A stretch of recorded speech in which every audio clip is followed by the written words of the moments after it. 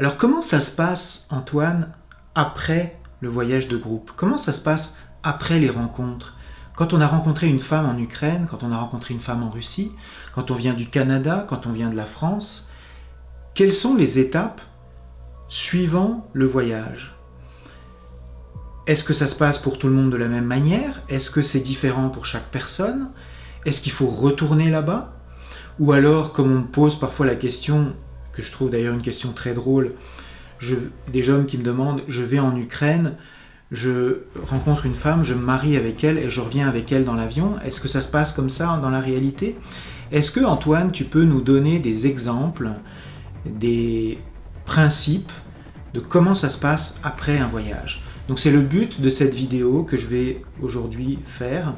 Je m'aperçois en effet que, par exemple, suite à la dernière vidéo sur les facteurs démographiques, je dois donner beaucoup plus d'informations. En effet, je comprends, et c'est probablement une erreur de ma part, que je n'explique pas suffisamment, je ne fais pas suffisamment de coaching, parce que je m'aperçois qu'il y a certaines vidéos, comme la dernière vidéo par exemple, sur les facteurs démographiques, suite à laquelle il y a beaucoup d'inscriptions qui se font. Donc en fait pour moi c'est tout à fait intéressant d'avoir des inscriptions, puisque c'est des rentrées d'argent et des nouveaux clients. Donc c'est intéressant pour moi de donner plus de détails, plus d'informations pour que vous compreniez mieux quelle est notre philosophie, quelles sont nos valeurs, quels sont nos principes et comment on fonctionne tout simplement. Donc aujourd'hui je vais essayer de répondre à cette question, même si c'est vraiment très difficile d'y répondre parce que chaque cas est différent, on va le voir d'ailleurs. Et on va essayer, au travers de quelques exemples, de comprendre un petit peu quelles sont les grandes lignes. En tout cas, on voit qu'il y a quand même des grandes lignes qui sont différentes suivant qu'on est en France ou au Canada. Et on va essayer un petit peu de développer.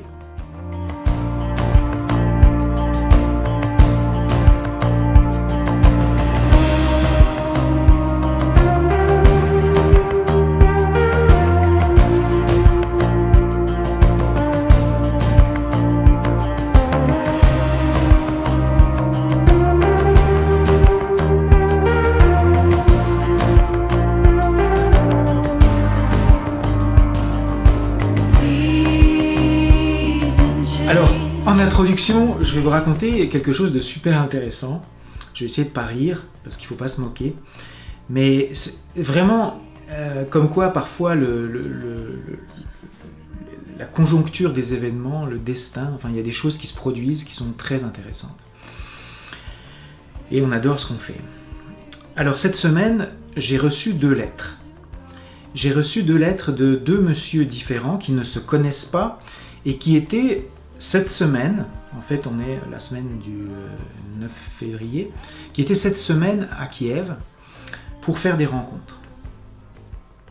Alors ce sont des hommes qui n'ont pas choisi l'agence CQMI, ils ont choisi d'autres agences et ils se sont fait avoir tous les deux, ils se sont fait tous les deux arnaquer. Mais ce sont des hommes qui me connaissaient au travers des vidéos du CQMI. Donc ce sont des hommes qui regardaient fidèlement nos vidéos chaque semaine, qui regardaient même toutes les vidéos, qui me connaissaient bien, qui connaissaient mon adresse courriel, puisque j'indique mon adresse courriel sur toutes les vidéos pratiquement, et qui m'ont écrit. Alors, il y a un premier monsieur qui s'est présenté, il m'a écrit une longue lettre, il m'a dit voilà, je suis à Kiev, je me suis fait arnaquer, j'ai fait l'erreur de ne pas passer par votre agence, je suis passé par une autre agence, et j'ai eu 2 rencontres avec la même fille et clairement la fille a été payée pour ces rencontres. Donc il l'a compris quand il était sur place. C'est vrai que c'est une technique d'arnaque. Les arnaques en fait ça dépend des périodes. J'ai remarqué dernièrement que l'arnaque la plus courante qui se fait, parce qu'en fait c'est la plus propre je dirais, c'est celle qui consiste à engager des filles pour faire venir les hommes en Ukraine. Et donc les filles sont vraiment payées, elles font un travail pour vous faire venir en Ukraine, pour gagner de l'argent sur l'appartement, sur le voyage, sur les rencontres. Et puis en fait elles essayent de vous faire tenir pendant une semaine jusqu'à ce que vous découvriez le poteau rose et puis vous rentrez. De toute façon c'est bien fait parce qu'il n'y a aucun moyen de pouvoir se plaindre ou faire quoi que ce soit, puisque c'est une arnaque qui est quand même relativement bien faite. Et les 2 hommes, je ne sais pas s'ils sont passés par la même agence, mais en tout cas, ils se sont fait arnaquer de la même manière, puisqu'ils m'ont donné les détails. Donc le premier, il m'a dit, bah écoutez, voilà, je suis vraiment désespéré. C'est sûr que c'est très désagréable parce que vous vous retrouvez dans un pays étranger, tout seul, vous ne parlez pas la langue, puis vous venez de vous faire avoir, vous venez de comprendre, puis tous vos espoirs sentimentaux sont détruits. C'est très difficile psychologiquement de passer à travers ça. Il y a beaucoup d'hommes qui ne s'en remettent pas et qui ne retournent jamais plus en Ukraine parce que c'est très dur pour le moral, pour les sentiments, pour le cœur. On se fait vraiment blesser. Et donc ce premier monsieur-là, il a dit, voilà, ben, il m'a raconté son histoire et puis je lui ai dit, bah, écoutez, je suis désolé pour vous, je suis à votre disposition. Quand vous rentrez, on pourra se parler sur Skype, on pourra en discuter si vous voulez. Alors l'autre monsieur, il n'a pas réagi du tout de la même manière. Il m'a écrit une lettre très agressive, je ne le connaissais pas, mais enfin lui il me connaissait puisqu'il regardait les vidéos, et il a dit voilà, je suis en Ukraine, je me suis fait arnaquer, les Ukrainiennes c'est toutes des prostituées, c'est toutes des call girls, c'est toutes des putes, j'aurais jamais dû vous croire dans vos vidéos, donc c'est pas moi, il s'est pas fait arnaquer par notre agence, mais il s'en prenait à moi. Ce qui est d'ailleurs complètement incroyable d'ailleurs. Et il s'est fait arnaquer par une autre agence. Et vous racontez n'importe quoi dans vos vidéos, les Ukrainiennes m'ont arnaqué, etc., etc., etc. Donc moi je lui ai dit, bah écoutez, je suis désolé pour vous, je suis resté calme. Je lui ai dit, je pense que c'est probablement parce que vous n'avez pas choisi la bonne agence. Non, c'est parce qu'elles sont toutes des salopes, elles sont toutes pareilles, elles pensent qu'à l'argent, elles sont des femmes vénales, etc., etc. Si j'avais su, je serais resté en France. La seule façon, c'est que je trouve une femme en France qui va gagner plus d'argent que moi, donc comme ça, je serais sûr qu'elle ne s'intéressera pas à moi pour mon argent, etc., etc.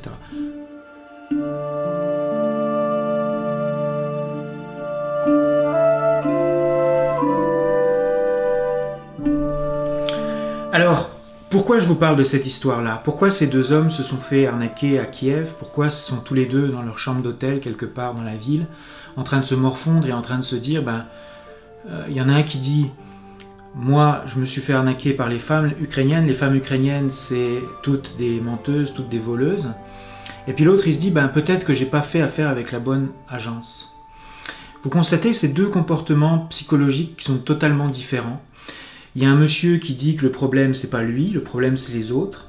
Et puis l'autre monsieur, il dit, le problème, peut-être que c'est moi, peut-être que j'ai pas fait le bon choix. Et ça, c'est une différence de comportement qui est très symptomatique dans la vie, donc pour chaque personne. Posez-vous la question, quand il vous arrive quelque chose, est-ce que c'est de la faute des autres? C'est toujours de la faute des autres? Ou bien est-ce que vous avez une part de responsabilité dans vos choix, dans les décisions que vous prenez au quotidien? Et en général, ce sont les gens qui se remettent en question, qui se remettent en cause, qui font des progrès dans leur vie, qui changent des choses dans leur vie. Et ce monsieur qui dit j'ai fait une erreur, qui dit j'ai pas choisi la bonne agence, ce monsieur-là probablement que il va réussir à rencontrer une femme parce que il se remet en question, il ajuste son chemin pour atteindre son but. Tandis que l'autre monsieur, lui, il dit que c'est toutes les femmes ukrainiennes, à partir d'un exemple, d'une arnaque, il généralise sur toute la nationalité ukrainienne. Ce monsieur-là, il ne trouvera jamais son bonheur en Ukraine, ni ailleurs d'ailleurs, et je suis certain qu'il ne trouvera personne non plus en France. Ce sont deux hommes qui viennent de la France. Voilà.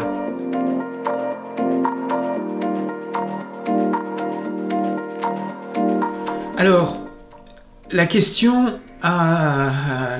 que tout le monde me pose sans arrêt, jusqu'à très récemment, je ne voulais pas répondre à cette question. En fait, j'avais une formule consacrée pour répondre à cette question, qui était de répondre, écoutez, comment ça se passe après? Ça se passe comme vous l'aurez décidé, ça se passe comme vous et votre dame, votre femme en Ukraine, comment vous allez décider de comment ça va se passer en fait.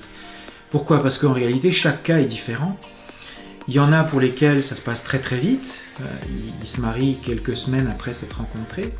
Il y en a pour lesquels ça prend des années, parfois plus qu'1 an, 2 ans, avant qu'ils arrivent à concrétiser leur union.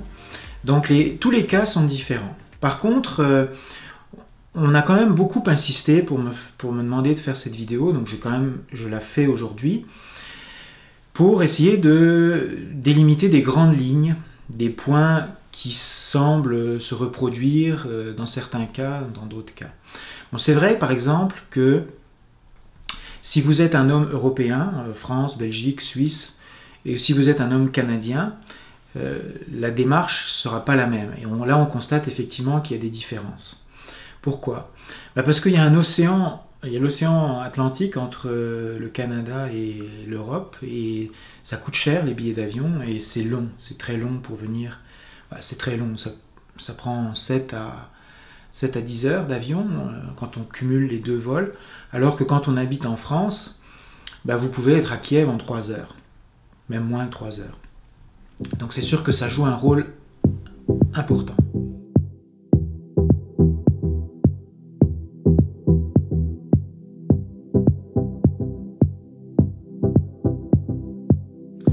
Alors c'est certain que les Français sont largement avantagés dans leur démarche. Pourquoi? Parce qu'ils sont proches, donc ils peuvent retourner très facilement. Et en plus, ils ont un autre avantage, c'est que les femmes ukrainiennes n'ont plus besoin d'avoir de visa pour venir en France. Donc un simple passeport biométrique, comme Laurent vous l'avait expliqué dans sa vidéo, ça suffit. Et hop, vous avez juste à lui acheter son billet d'avion et elle peut venir vous voir en France. Pas de démarche administrative, pas de visa, pas de toute cette paperasse, cette procédure qui est nécessaire quand on habite au Canada pour faire le visa touristique, pour inviter une personne à venir au Canada. Donc ça, c'est aussi des complications supplémentaires pour nous qui sommes au Canada.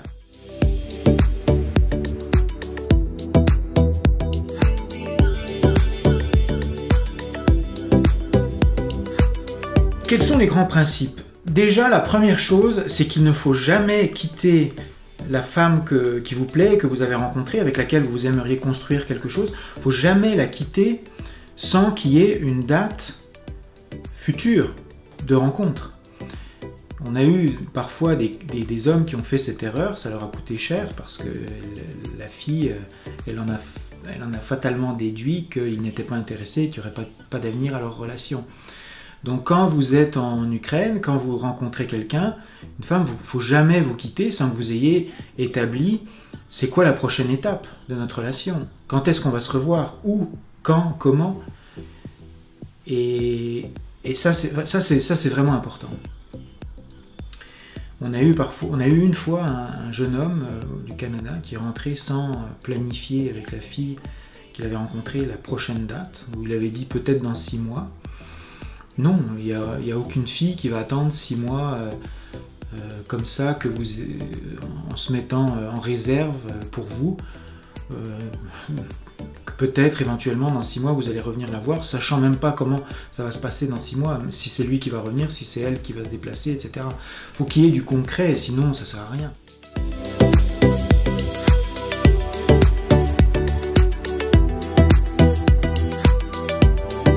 Alors, c'est vrai que ça se passe différemment pour chaque personne. Par exemple, si on prend le groupe du mois de novembre, le dernier voyage de groupe, il y a des hommes qui sont il y a un monsieur qui est parti à Moscou pour retrouver la femme qu'il avait rencontrée.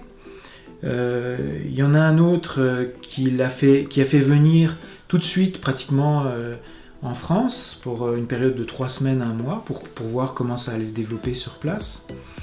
Il y a un monsieur qui a invité une femme, la femme qu'il avait rencontrée, à venir faire un week-end romantique à Paris. On a eu vraiment des choses complètement différentes. On a un monsieur qui est retourné 3 fois en Ukraine, à date, on est au mois de février, depuis le mois de novembre, il est retourné 3 fois. On a un autre monsieur, Philippe par exemple, que vous avez vu en vidéo, lui il est retourné à passer le nouvel an avec sa dame. Et puis là ils doivent se revoir, je pense, au mois de février ou au mois de mars. Donc ça se construit progressivement, donc il y a la relation qui se développe, c'est une relation à distance. Donc c'est important d'être toujours en communication avec Skype, avec Viber, avec le email. Et puis c'est important d'avoir des dates, des moments clés de rencontres physiques où vous allez vous revoir. Si vous ne pouvez pas vous déplacer, vous allez devoir l'inviter. etc. Donc ça, pour les hommes français, c'est très facile parce qu'il y a la proximité et puis il n'y a pas de démarche administrative. Pour les hommes canadiens, c'est plus compliqué. C'est plus compliqué parce que là, il faut prendre une décision. Est-ce que je l'invite au Canada? À ce moment-là, vous rentrez dans la démarche du visa touristique. C'est une démarche qui coûte quand même autour de 200, je pense 200, 300 dollars. Si vous passez par un avocat, ça va coûter encore beaucoup plus cher. Il y a des papiers à ramasser. Bon, c'est surtout elle de faire les démarches. Il y a des avocats aussi à Kiev qui peuvent faire le processus. Donc, la faire venir, c'est déjà plus compliqué. Il faut également payer son billet d'avion parce qu'en général, elles ne sont pas capables de payer leur billet d'avion. Elles n'ont pas des salaires qui leur permettent d'acheter un billet à 1000 dollars ou 1500 dollars. Donc, pour les Canadiens, c'est un petit peu plus difficile. Alors, il y a des hommes canadiens qui sont beaucoup plus soupçonneux, on dirait, on pourrait dire, qui veulent être certains de ne pas se faire arnaquer et qui pensent que une rencontre, ça ne suffit pas. On a eu le cas d'un monsieur au Canada, un monsieur, j'en avais déjà parlé une fois, un ingénieur, un gars très carré. Et lui, il est retourné pendant 1 an. Il a fait des voyages régulièrement pendant 1 an pour vérifier vraiment que c'était la bonne personne. Il n'a pas voulu l'inviter, il n'a pas voulu prendre de responsabilité tant qu'il n'était pas certain de son choix. Donc il a fait beaucoup de voyages. Bon, c'est des voyages très agréables, parce que c'est très agréable de découvrir l'Ukraine, mais bon, il faut avoir le temps, il faut avoir l'argent, il faut avoir les ressources. En majorité du temps, l'homme fait un voyage au Canada. Les hommes canadiens, je veux dire, ils font un voyage en Ukraine et ils n'y retournent pas. Ils font après venir la femme dans leur pays. En tant que touriste, en tant qu'invité évidemment. Oui, pour revenir à la blague, souvent on m'appelle et ça me fait tellement rire. Un monsieur qui me dit, c'est souvent au Québec que je reçois ce type d'appel, et on me dit, bon ben comment ça marche votre système? Donc on va en Ukraine, on rencontre sa femme, on se marie et puis on rentre avec elle dans l'avion, c'est comme ça que ça marche. Donc c'est très drôle parce que c'est toujours, on en revient toujours à la façon de penser des hommes versus la façon de penser des femmes. L'homme il va, c'est comme acheter une marchandise au magasin, quoi. On va dans un magasin, on achète la marchandise, puis on revient avec. C'est pas du tout comme ça que ça fonctionne. Alors il y a des hommes canadiens qui sont inventifs et qui proposent d'autres solutions. Par exemple, de se retrouver quelque part en Europe pour passer des vacances. On a eu souvent ce cas-là, des gens qui invitaient la femme à venir en Espagne et puis passer 2-3 semaines en Espagne. Donc lui, il peut se déplacer en Espagne, il n'a pas besoin de visa. Puis elle peut aussi aller en Espagne, elle n'a pas besoin de visa. Donc il y a aussi des solutions un petit peu astucieuses. Il y en a aussi beaucoup qui font par Cuba ou par la République dominicaine. Donc pour nous, au Canada, c'est très facile d'y aller, c'est 3 heures, ça coûte presque rien. Et puis ils invitent la femme à venir. C'est des pays où il n'y a pas besoin non plus d'avoir de visa. Donc ils peuvent se retrouver, puis c'est très agréable de passer des vacances au bord de la mer, sur la plage, dans un hôtel.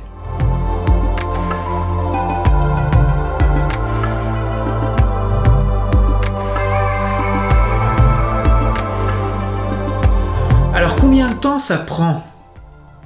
On a fait une vidéo, vous vous rappelez là-dessus, où je parle en général le temps que ça prend, c'est plus le temps que ça vous prend pour vous décider de vous inscrire dans l'agence. Parce qu'une fois que vous êtes inscrit, ça peut aller très vite. On a eu des cas où ça a pris quelques semaines entre la première rencontre et le mariage. Mais ça, c'est vraiment du cas par cas. Il y a eu des cas où ça a pris quelques semaines, il y en a d'autres où ça a pris plus qu'1 an. C'est vraiment en fonction de votre travail, en fonction des déplacements, en fonction de elle, du travail qu'elle fait, en fonction de elle, de sa disponibilité à quitter son pays. Est-ce qu'elle est vraiment prête à le faire? Est-ce qu'il y a une longue période de maturation de son côté? Il y en a aussi qui sont hésitantes, elles appellent Borislava des tas de fois avant de se dire est-ce que cet homme, je peux lui faire confiance? Est-ce que si? Est-ce que ça? Est-ce que je peux quitter mon emploi? Donc il y a un processus de maturation qui va dépendre de la solidité du lien que vous avez établi avec cette personne-là. Et ça, c'est pas quelque chose sur lequel nous, on a un contrôle forcément. On peut vous aider, on peut agir comme catalyseur, il y a toujours une communication. Ce qui est très important de comprendre, c'est que même après que vous vous soyez rencontrés, on continue de vous aider.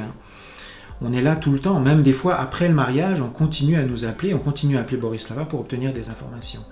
Donc nous, on est toujours là pour vous aider, mais la vitesse avec laquelle vous allez évoluer, ça dépend vraiment de vous deux, pas seulement de vous, de elle et de vous.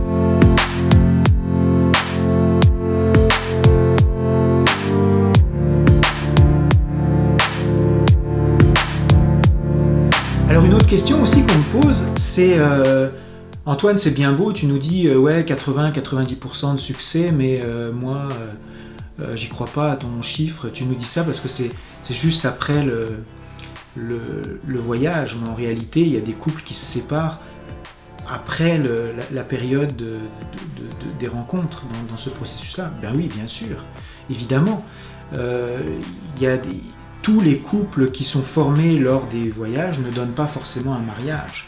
Ça, c'est une réalité, il faut en être conscient. Il y a des moments où ça accroche, et c'est en prenant le rythme, en apprenant à se connaître, qu'il va y avoir forcément, il va y avoir des moments où vous allez avoir pas des conflits, mais il y a des femmes qui vont faire des découvertes sur vous. Vous allez faire des découvertes sur les femmes, et puis peut-être que ça ne fonctionnera pas.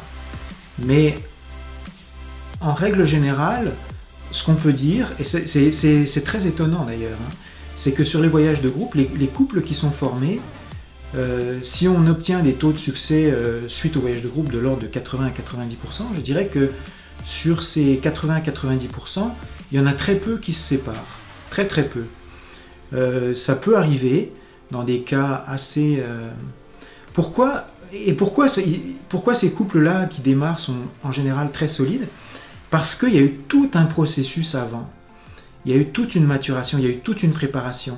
Et en fait, on arrive à présenter des hommes et des femmes qui sont vraiment prêts dans leur démarche. Il y a eu tout un filtre qui s'est fait, autant du côté des hommes que du côté des femmes. Parce qu'il faut passer par des étapes, il faut franchir des étapes. Vous, par exemple, vous passez au travers de toutes les vidéos, vous apprenez beaucoup de choses dans ces vidéos. Les femmes, de leur côté, elles passent au travers un système c'est pas forcément sous forme de vidéo, c'est plus au travers d'articles ou de communication avec notre personnel là-bas. Mais quand elles arrivent et qu'elles sont présentées et qu'elles sont présentes aux rencontres, en général, elles sont vraiment prêtes pour faire une rencontre. D'ailleurs, si vous saviez le nombre de femmes qui s'inscrivent au CQMI après avoir fait des années sur des sites de rencontres. On a vu le cas avec Natalia dans sa vidéo, elle en parlait.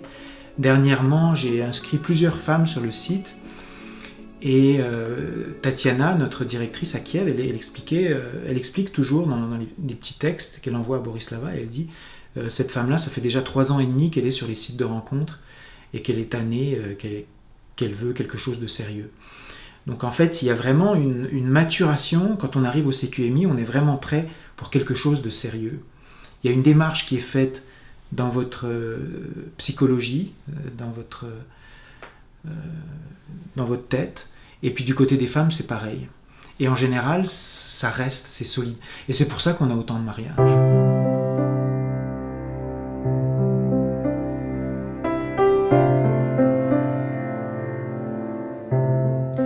Alors le mariage, dernière chose, on me pose la question, où est-ce que ça se passe? Est-ce que ça va se passer en France, au Canada? Est-ce que ça va se passer en Ukraine? Moi, j'ai dû me poser la question, soit en Ukraine, soit au Canada. J'ai beaucoup hésité. Finalement, j'ai préféré l'approche, c'est moi qui ai décidé. J'ai préféré de le faire au Canada. C'est moins compliqué. Parce que toute la démarche administrative, les papiers vont être faits au Canada avec un notaire, une notaire. Et il n'y a pas de traduction à faire, c'est beaucoup plus simple. Il y a 2-3 papiers à signer, puis ça y est, c'est fini, vous envoyez ça au gouvernement, puis vous pouvez commencer le parrainage. Si vous faites le mariage en Ukraine, c'est plus sympa, il y a le côté traditionnel, folklorique, etc. Il y a la famille du côté de la femme, donc ça peut être plus sympathique au niveau de l'ambiance. Ça va peut-être coûter moins cher aussi, au niveau des invités, au niveau des repas. Par contre, après, au niveau des formalités administratives, c'est plus compliqué parce qu'il faut tout traduire avec... faut tous les documents de mariage qui ont été faits en Ukraine soient traduits de l'ukrainien au français et que ce soit notarié. Donc ça ajoute des délais, des coûts et de la complication au processus.